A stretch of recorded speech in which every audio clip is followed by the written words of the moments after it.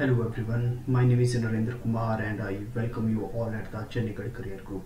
So guys, हम क्या कर रहे थे, हम जो है करंट अफेयर को कवर करने की कोशिश कर रहे हैं राइट थ्रू द MCQs। सो आज भी आपको अराउंड 10 MCQs देखने को मिलेंगे और हम उनको सॉल्व करके कहीं ना कहीं क्या करेंगे, जो दिन है 6 ऑफ फेब उसके करंट अफेयर कवर करने की कोशिश करेंगे।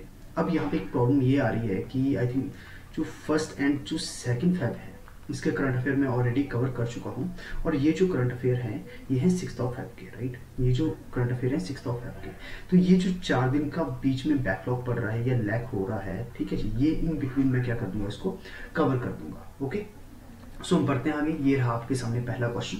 इसमें क्या बोला जा रहा है, विच ऑर्गेनाइजेशन, ऐसी कौन सी organization has release the climate risk index 2021। तो क्लाइमेट रिस्क इंडेक्स 2021 आया है, ठीक है, जिसमें इंडिया का रैंक क्या है, 7th है। और आपसे ये पूछा जा रहा है कि कौन सी ऑर्गेनाइजेशन जो है इसको क्या करती है, रिलीज करती है। तो आपके ऑप्शंस ये रहे, फर्स्ट है आपका German watch, the second one is the UNFCCC, the third one is CBD and fourth one is WHO right. तो जो इसका राइट आंसर है वो जो जर्मन वॉच है इसका राइट आंसर है, ठीक है जी। यदि हम जर्मन वॉच की बात करते हैं तो ये क्या है, ये German based right, it is a German based, ठीक है, एक थिंक टैंक है जो कि क्या करता है, रिलीज करता है। कौन सी रिपोर्ट को रिलीज करता है, जो आपकी क्लाइमेट रिस्क इंडेक्स है। और इसमें आपको इंडिया का रैंक याद रखना है, इंडिया का रैंक कितना है, इंडिया का रैंक है 7th। ओके जी। अब जो है यदि मैं इंडेक्स की बात करता हूँ तो आई थिंक हमने कल भी जो है एक रैंक देखा था, एक इंडेक्स देखा था, जिसमें क्या था कि जो इंडिया ने कोविड को किस तरीके से हैंडल किया था, इंडिया कितनी प्रिपेयर थी, उसके बारे में वो इंडेक्स था, ठीक है जी। और इसमें इंडिया का रैंक कितना था, 86 था राइट। आप आई होप आपको ये चीज़ याद ही होगी। और उसके बाद जो है हमने इसी के साथ लिंक करके एक और रैंक देखा था 86 पे, किसमें, जो इंडिया का रैंक था किसमें, जो आपका करप्शन परसेप्शन इंडेक्स था राइट। आई होप आपको याद होगी ये बात, करप्शन परसेप्शन इंडेक्स, इसमें इंडिया का रैंक कितना था, 86 था। और यदि हम बात करते हैं, ठीक है, फ्रीडम ऑफ प्रेस की यदि हम बात करते हैं तो उसमें इंडिया का रैंक कितना था, उसमें इंडिया का रैंक था 142। आई होप ये 3-4 रैंक आपको याद होंगे। ओके, अब बढ़ते हैं हम आगे, ठीक है जी।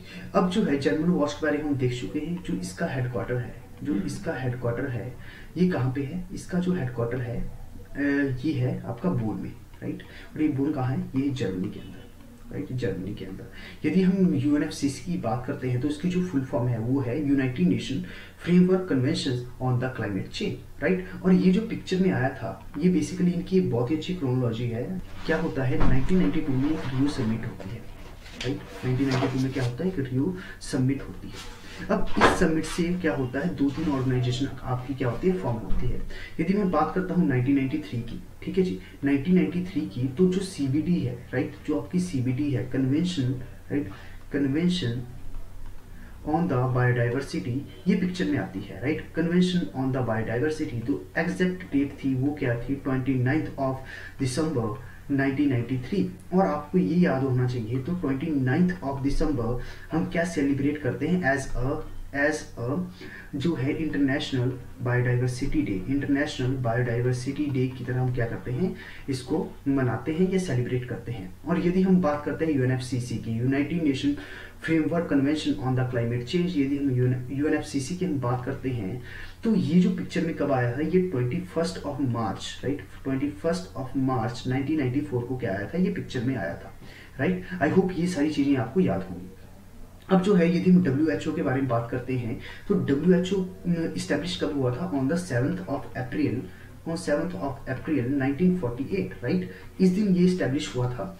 और जो 7th ऑफ अप्रैल ही ये क्या होता है, आपने वर्ल्ड हेल्थ डे के बारे में सुना होगा राइट।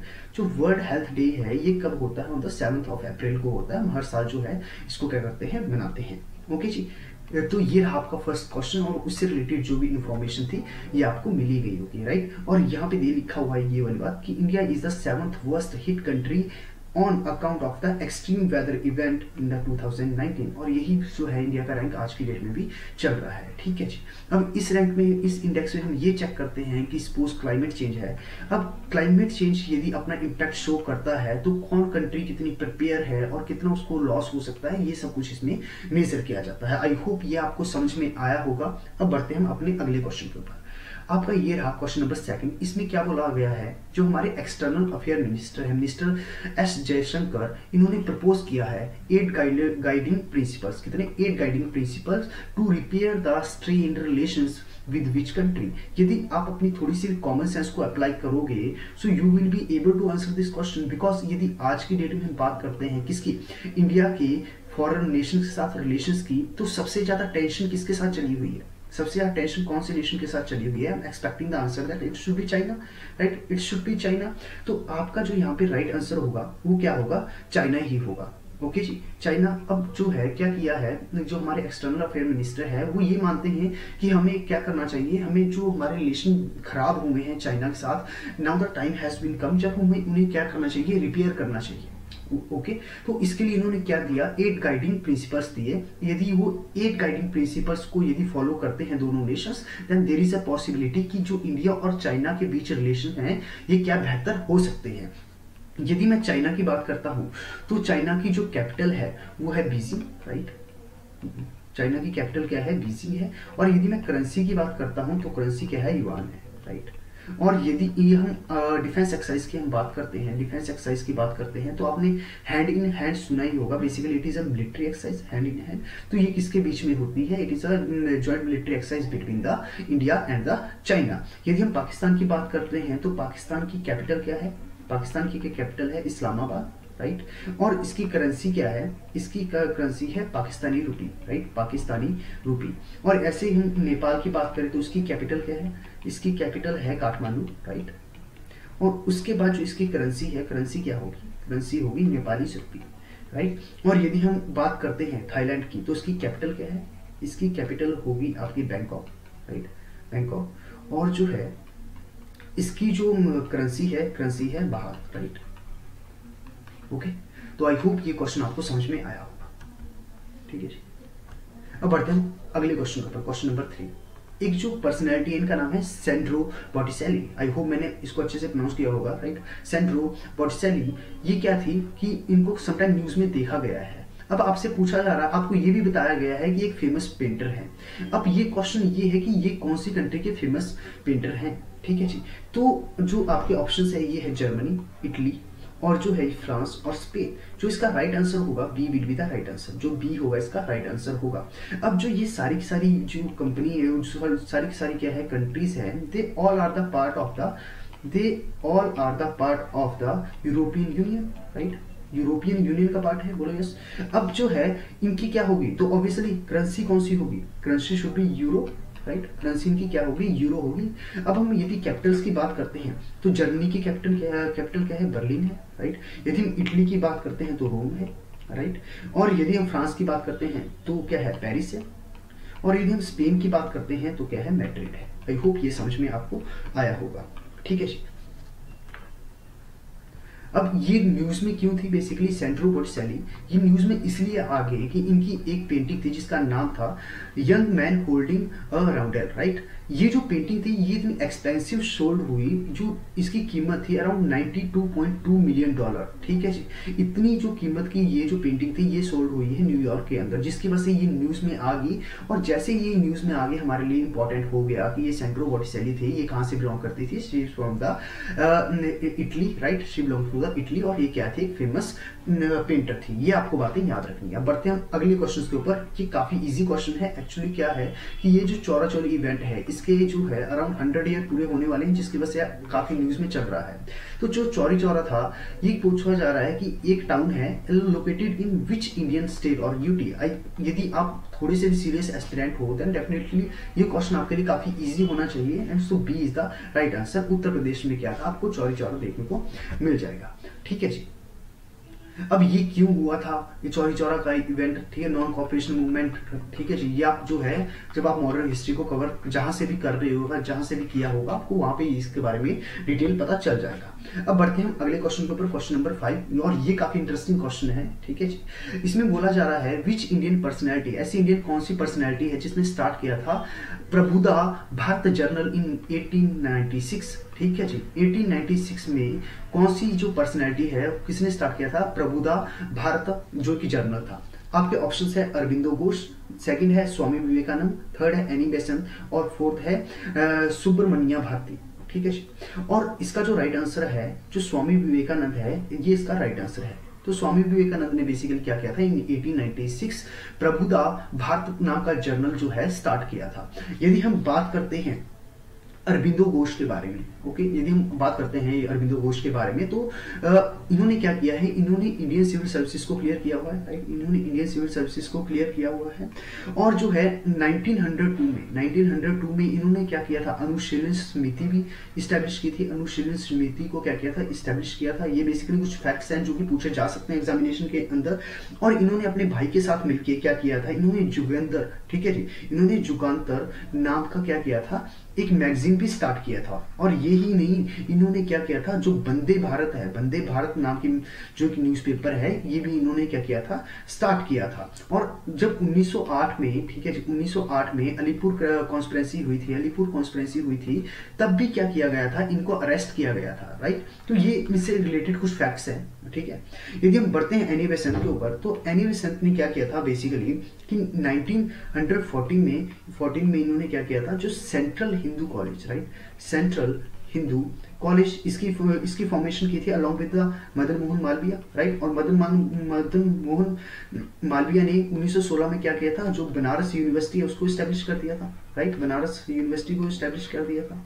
ये इससे रिलेटेड कुछ फैक्ट है। और 1916 में 1960 में इन्होंने क्या कर दिया था, एनी बेसेंट ने ऑल इंडिया, ठीक है जी, all India home rule league start कर दिया था, ठीक है जी, होम रूल लीग स्टार्ट कर दिया था। ये काफी जनरल फैक्ट है, मोस्ट ऑफ द एस्पिरेंट्स को ये पता होते ही है। अब 1916 में क्या हुआ था, she became the president of the Indian national Congress, ठीक है जी। ये जो सुब्रमण्य भारती है, इन बेसिकली ये क्या है, ये तमिलनाडु से बिलोंग करते थे। और ये क्या थे, पोइट भी थे। Along with the poet he was also क्या थे, ये फ्रीडम फाइटर भी थे, ओके। तो ये जो था, अब हम बात करते हैं स्वामी विवेकानंद के बारे में, जो कि सबसे इंपॉर्टेंट पर्सनालिटी है, ठीक है जी। इनका जो नाम क्या था, इनका नाम था नरेंद्र नाथ दत्त, ठीक है, नरेंद्र नाथ दत्ता, ये इनका क्या नाम था। जब ये छोटे थे, इनके चाइल्डहुड में इनका यही नाम था, बाद में इनका नाम चेंज हो गया था, स्वामी विवेकानंद कर दिया गया था, ठीक है जी। अब जो है इनका जन्म कब होता है, इनका जो जन्म होता है 12th of Jan, ठीक है, 12th of Jan 1863। Now 12th of Jan को हम एक डे सेलिब्रेट करते हैं। Now you are suppose to tell कि वो डे का नाम क्या है, ओके। अब इसके बाद हम बात करते हैं कि ये जो स्वामी विवेकानंद थे, he was the disciple of the, ठीक है जी, रामकृष्ण परमहंस, इसके क्या थे, ये डिसाइपल थे। और इन्होंने क्या किया था, एक परमहंस मिशन भी चलाया था, कब, 1897 में, ठीक है जी। और ये जो क्या थे, ये फॉलोअर थे वेदांता फिलोसफी के, ठीक है जी। ये किसके फॉलोअर थे, वेदांता फिलोसफी के। अब जो वेदांता था, ये क्या था, वेदांता फिलोसफी बेसिकली थी क्या, इसका ये मानना था कि ठीक है, वेदांता फिलोसफी बात करती थी ultimate truth of the life, ठीक है जी, ultimate truth of the life, इसके बारे में बात करती थी। कौन, वेदांता फिलोसफी की, जो जीवन का असली सच क्या है, असली सत्य है क्या, और ये आप तभी, और ये जो ultimate truth of the life है, आप कैसे एक्वायर कर सकते हो, ये आपको आएगा नॉलेज से, ठीक है जी, ये आपको आएगा नॉलेज से। तो ये बेसिकली जो जीस्ट था वेदांता फिलोसफी का, ओके। तो जो आपका राइट आंसर होगा वो बी आपका क्या होगा, राइट आंसर होगा, ठीक है जी। अब बढ़ते हैं हम अपने क्वेश्चन नंबर 6 के ऊपर। इसमें क्या बोला जा रहा है, व्हाट वाज द INFACT 81, ये क्या था, बिकॉज इसको न्यूज में देखा गया है। तो बेसिकली आपके ऑप्शंस क्या हैं, कोविड-19 वैक्सीन थी, या फिर नेवल क्राफ्ट था, सुपर कंप्यूटर है, या फिर वर्चुअल इंटेलिजेंस टूल है। तो और जो आपका राइट आंसर है, बी आपका राइट आंसर है। बेसिकली ये क्या था, नेवल क्राफ्ट था, जिसको कमीशन किया गया था, कब, इसको कमीशन कर दिया गया था 1999 में, ठीक है जी। अब इसको क्या कर दिया गया है, डी कमीशन कर दिया गया है, इसीलिए क्या है, ये न्यूज में बना हुआ है, ओके। अब बढ़ते हैं हम आगे। अभी जो क्या हुआ, रिसेंटली हमारा इकोनॉमिक सर्वे आया।